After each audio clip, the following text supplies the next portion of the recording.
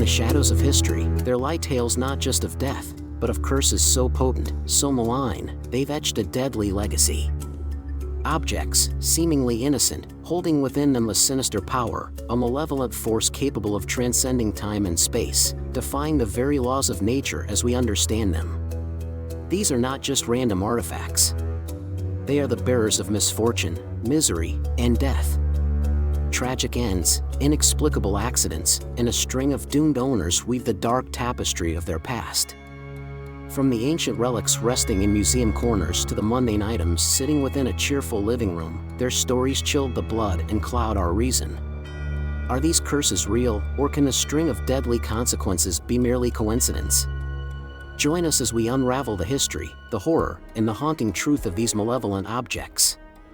Dare to look, dare to believe, and dare to think twice about what you hold in your own hands. Tonight, on Malevolent Objects, when curses turn deadly, we explore the chilling tale of the Whispering Skull, a relic believed to be from the catacombs beneath Paris, dating back to the 18th century. Unlike any other human skull, this one is intricately carved with arcane symbols and glyphs, believed by some to be a form of ancient ritualistic magic linked to the cult of the dead. The skull was purportedly found by an explorer in the late 19th century, amidst the bones of the Parisian catacombs. Upon his return, the explorer reported hearing whispers at night, a cacophony of voices that drove him to madness. He claimed they emanated from the skull. Passed through various private collectors who all reported distressing phenomena, the skull eventually found its way to the museum where it resides today. Curators have often spoken about electronic voice phenomena around the artifact, and some visitors claim to hear faint whispers when standing near the exhibit. Has the Whispering Skull claimed the sanity of those in possession through a deadly curse? Or is it merely an ancient artifact, surrounded by unfortunate coincidences? The debate remains, leaving the whispers as echoes of an unsolved mystery.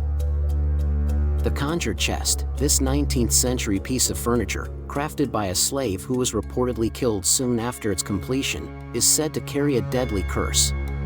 Legend has it that the chest is responsible for the death of over a dozen people within the vicinity of its storage or ownership. The woman from Lem statue, goddess of death. This 5,000-year-old statue, also known as the goddess of death, was reportedly unearthed in Cyprus. It's linked with a curse alleged to bring death to the families of its owners. Multiple previous owners of the statue have died under mysterious circumstances. The Hands Resist Him painting. This painting by Bill Stoneham, known as The Hands Resist Him, features a boy and a doll standing in front of a glass-paneled door with hands pressing against it. It's believed to be haunted or cursed, with unsettling reports by previous owners of the painting carrying out unusual activities or inducing feelings of dread. The Cursed Mirror at Merls Plantation. The Merls Plantation in Louisiana is reputed to be one of America's most haunted homes. The mirror contained within is said to hold the spirits of Sarah Woodruff and her children, who were poisoned to death. Visitors claim to see figures in old-fashioned clothing lurking in reflections. The Bano Vase. This ancient silver vase, originating from 15th century Italy, was reportedly given to a bride on the eve of her wedding, but she was murdered that same night. Afterward, it's said to have passed from hand to hand, with its new owners meeting untimely deaths, making it one of Italy's most feared possessions. Rudolph Valentino's ring. Silent film star Rudolph Valentino bought a ring that he called the Ring of Destiny, and soon after, his career took a turn for the worse, followed by his sudden death. Rudolph Valentino, an Italian actor and one of the most celebrated romantic leads of silent film in the 1920s, died quite young and unexpectedly. He passed away on August 23, 1926, at the age of 31. His sudden death was caused by complications related to a perforated ulcer. Here's a brief overview of the events leading to his demise. In August 1926, Valentino collapsed at the Hotel Ambassador in New York City and was subsequently hospitalized. Doctors diagnosed him with acute appendicitis and gastric ulcers, conditions that required immediate surgery. Though the surgery itself was deemed successful, Valentino developed peritonitis in the days following the procedure. At that time, even with the medical knowledge and practices available, peritonitis was often fatal. Despite the best efforts of his medical team, the condition worsened, leading to severe infections and rapidly declining health. Within a week of his hospitalization, Rudolph Valentino succumbed to his ailments. His sudden death shocked the public and caused an outpouring of grief from fans, illustrating his immense popularity and the impact he had on the entertainment industry at the time. Valentino's legacy as the great Latin lover and his contributions to the silent film era continue to be remembered and celebrated. Do you think his ring, the Ring of Destiny, contributed to his early death? Let us know your thoughts in the comments below. Legend has it that the ring continued to bring misfortune and even death to those who possessed it. Rudolph Valentino's Ring of Destiny has a story shrouded in mystery and tragedy, contributing to its cursed reputation because of other incidents surrounding the ring. You see, after Valentino's death, the ring supposedly passed through several hands, allegedly bringing misfortune or tragedy to those who possessed it. The journey of the ring is somewhat murky in historical documentation, but according to various sources, it went something like this. After Valentino's death, the ring was given to his lover Pola Negri, who fell seriously ill afterward, her career never fully recovering. The ring's curse was blamed for her misfortunes. It then supposedly passed to a couple of other individuals, including a singer named Russ Colombo who bore a striking resemblance to Valentino and was also a rising star in Hollywood. He died suddenly in a shooting accident, and again the curse of the ring was blamed. Allegedly, years later, the ring found its way to a Valentino enthusiast who didn't believe in the curse. However, he stored the ring away in a safe place, and when he finally decided to open the safe, he found it was inexplicably empty. Today, the whereabouts of Valentino's ring are unknown. It has seemingly disappeared, with no public records or credible sources confirming its existence or current ownership. Like many objects tied to tragic tales and supposed curses, the ring now resides more firmly in the realm of legend than in tangible reality.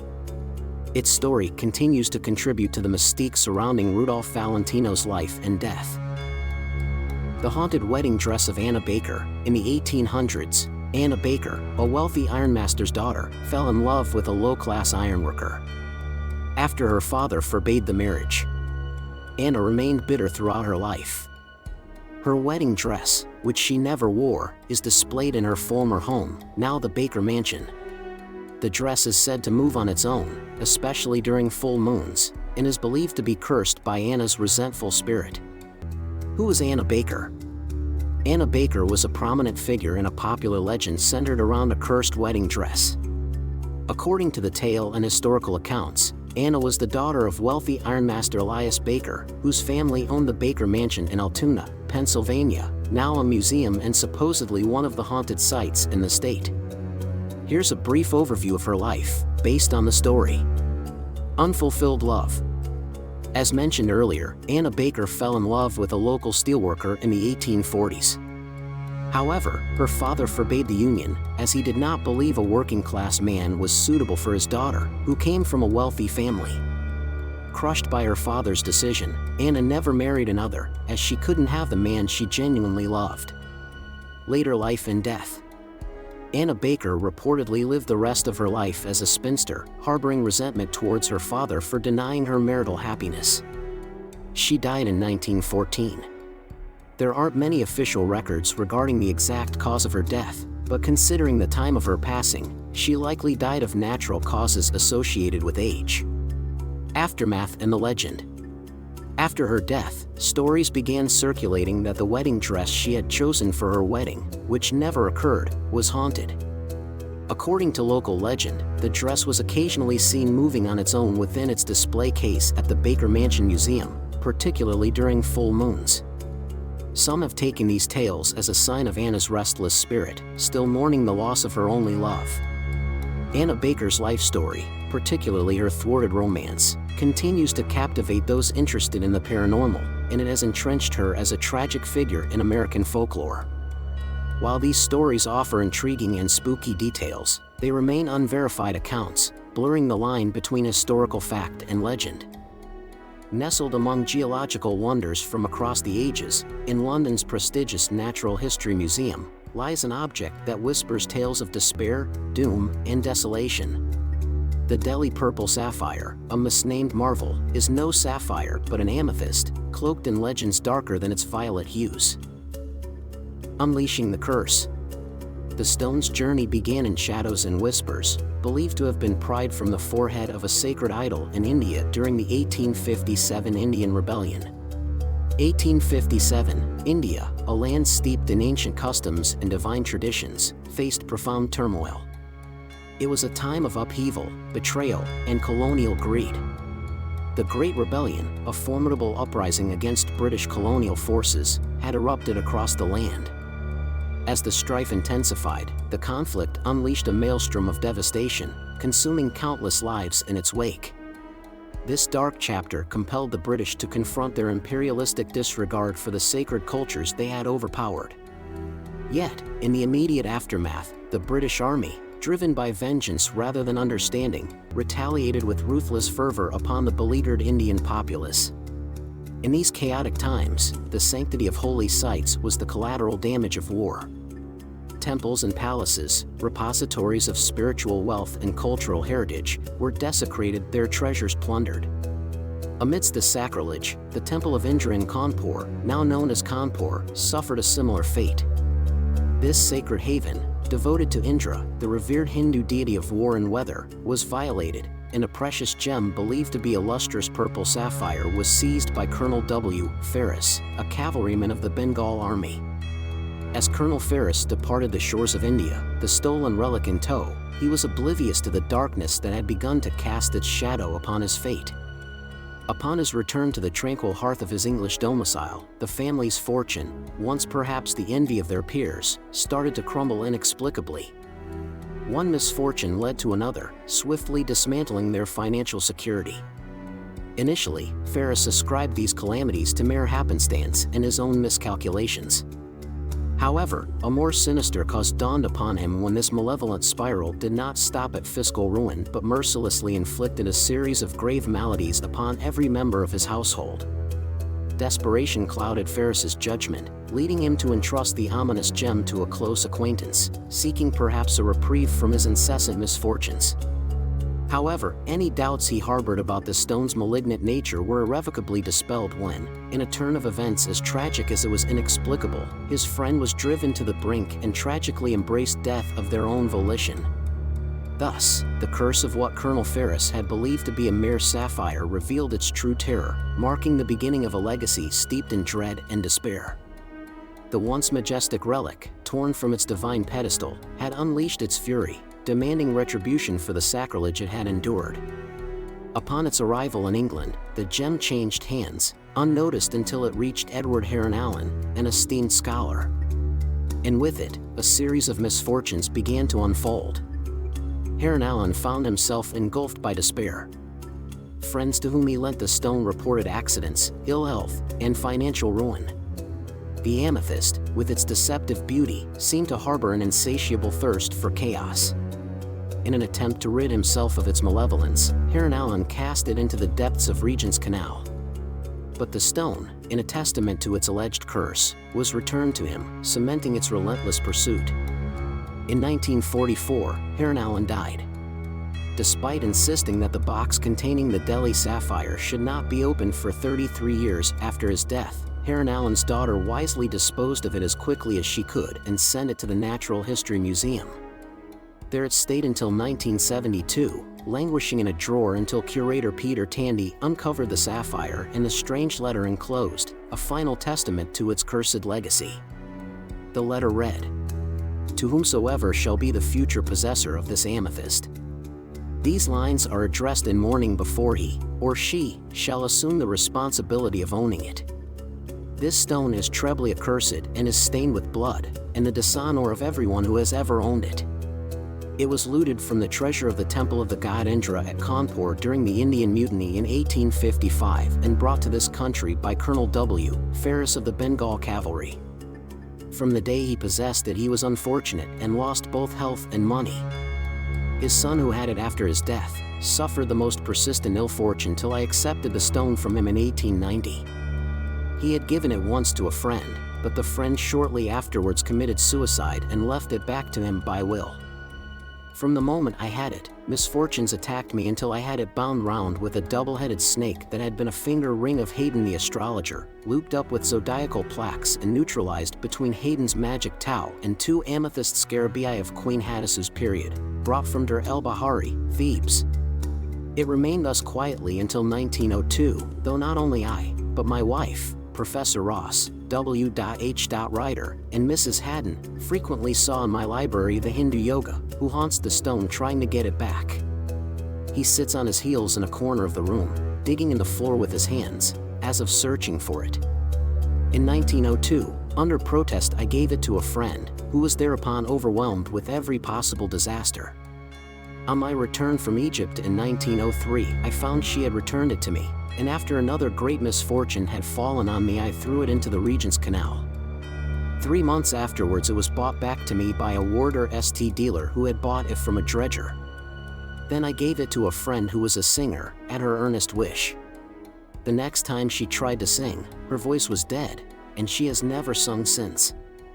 I feel that it is exerting a baleful influence over my newborn daughter, so I am now packing it in 7 boxes and depositing it at my banker's, with directions that it is not to see the light again until I have been dead 33 years. Whoever shall open it, shall first read this warning, and then do so as he pleases with the jewel. My advice to him or her is to cast it into the sea. I am forbidden by the Rosicrucian oath to do this, or I would have done it long ago.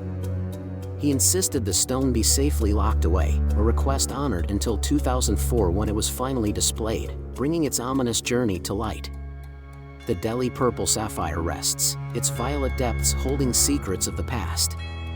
A silent sentinel to human vulnerability, a testament to our enduring fascination with the curses that might walk among us. The echoes of a curse.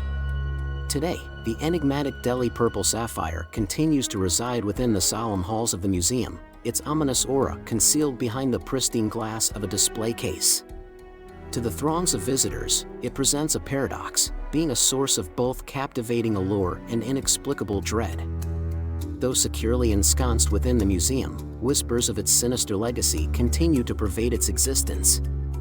Skeptics, including some at the museum, speculate that Edward Heron Allen, tormented by the gem's presence, might have spun the tale of its curse from the threads of his own troubled imagination, a story he later wove into his literary work, The Purple Sapphire, under the pseudonym Christopher Blair. However, despite these rational voices, unsettling incidents seem to orbit the stone like dark moons. In a chilling testament to the gem's reputed influence, John Whitaker, a respected curator, recounted harrowing experiences tied to the stone. Tasked with transporting the relic to a lecture organized by the Heron Allen Society in 2004, he and his wife found themselves ensnared in a ferocious tempest, narrowly evading harm's cruel grasp. Subsequent assignments to escort the gem were marred by grievous personal afflictions, including a sudden, debilitating illness and a painful medical emergency consistent with the curse's alleged wrath. These eerie occurrences have only served to fortify the stone's reputation as the gem of sorrow. Is this pattern of misfortune merely a self-perpetuating prophecy fueled by human belief, or does the Delhi purple sapphire possess a genuine malevolent will? Some maintain that Heron Allen's narrative was a fanciful invention, yet his own grandson, Ivor, exhibits a telling reluctance to even brush his skin against the stone's cold surface. For now, this humble amethyst, misidentified as a sapphire, continues its silent vigil from within the museum, perhaps yearning for repatriation to its native soil. The whispers of the past suggest that only by restoring the gem to its rightful home in a distant Hindu temple might the restless spirits entwined with it find solace. Until then, the question lingers like a shadow upon the soul: is the curse real, or are we merely prisoners of our own vivid imaginings? And so, dear viewers, we find ourselves at the end of yet another journey into the mystifying realm of the unexplained. The Delhi purple sapphire, with its enigmatic past, continues to captivate and haunt the corridors of history. But what do you believe? Is the curse real, or is it just a figment of collective imagination, fueled by the tales that surround it? If you've enjoyed this expedition into the unknown, and you're hungry for more tales that defy explanation, please show your support